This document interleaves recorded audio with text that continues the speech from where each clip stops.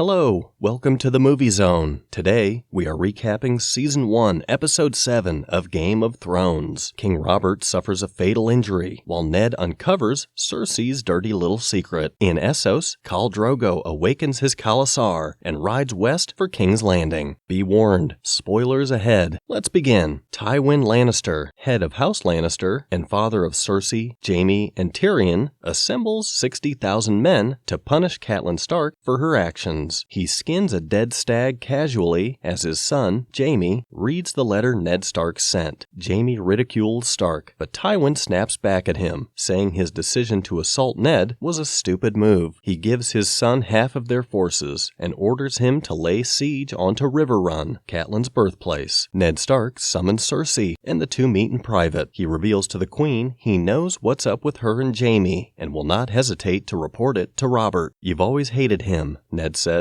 Cersei replies, "Hated him? I worshipped him." Cersei tells Ned of her love for Robert in the early stages of their marriage. Ned suggests they flee while the king is out hunting. Cersei leaves him with a warning. When you play the Game of Thrones, you win, or you die. In Winterfell, Theon attempts to intimidate Osha, the wildling prisoner spared by Robb Stark. Just as things are about to get weird, Maester Luwin comes in and sends Theon away. He asks Osha of her intentions for crossing the wall. She says her group of wildlings were traveling as far as south goes, before the long night comes. Renly Baratheon calls for Ned, telling him of a boar accident that mangled the king. Ned finds Robert with Prince Joffrey. The king dismisses everyone so he can speak to Ned alone. Ned grabs some paper and ink to write Robert's final orders. He orders Ned to rule the kingdom until his son Joffrey comes of age. He also orders Ned to cancel the assassination of Daenerys Targaryen.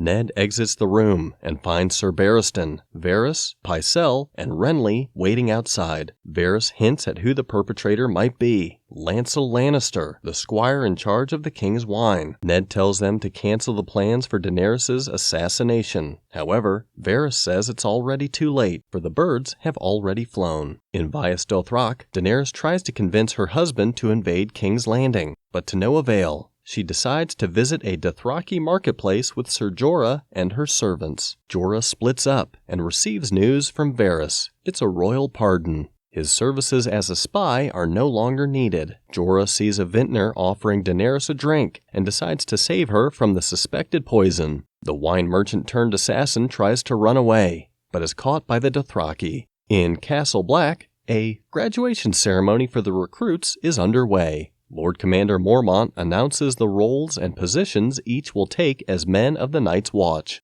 Pip goes to the stewards, Grenn to the builders, Rast to the rangers, Sam to the stewards, and Jon, a ranger at heart, goes to the stewards and will serve the Lord Commander. Jon suspects Sir Alliser Thorne is the one behind this. Later, Sam says this is an opportunity for Lord Commander Mormont to groom Jon for command. Renly meets with Ned and offers to assemble 100 men to separate Joffrey from the Lannisters. He who holds the king holds the kingdom, Renly asserts. Ned has a different heir in mind, Stannis Baratheon, the middle child of the 3 Baratheon brothers. Renly argues this is no longer about the line of succession. Robert broke it after taking the throne from the Mad King. Ned's still not convinced and would rather not dishonor Robert's final wishes. He instructs a Stark guardsman to hand-deliver a letter to Stannis, stating his intentions to make him the king. Littlefinger enters the room and suggests denying Stannis the throne and instead giving it to Joffrey.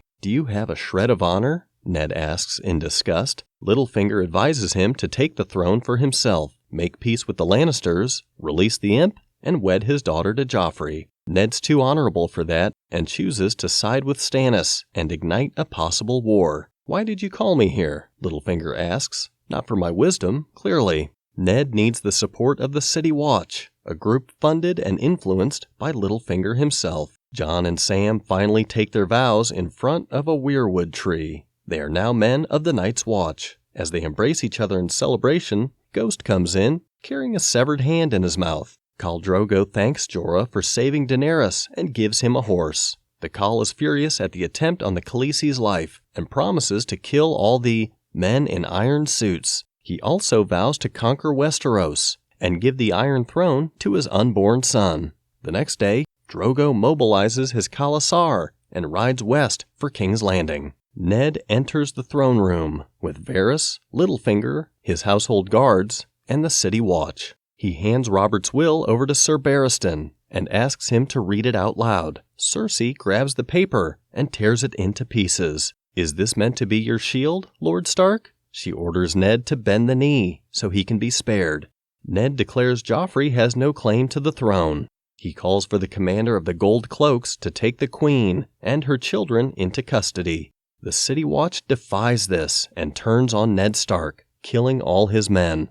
Ned's about to draw his sword when Littlefinger, now standing behind him, holds a dagger to his throat. "I did warn you not to trust me." What do you think about this exciting episode? Tell us in the comments below who you think will win the Game of Thrones. Check out other episodes on our channel and be sure to like and subscribe. See you next time.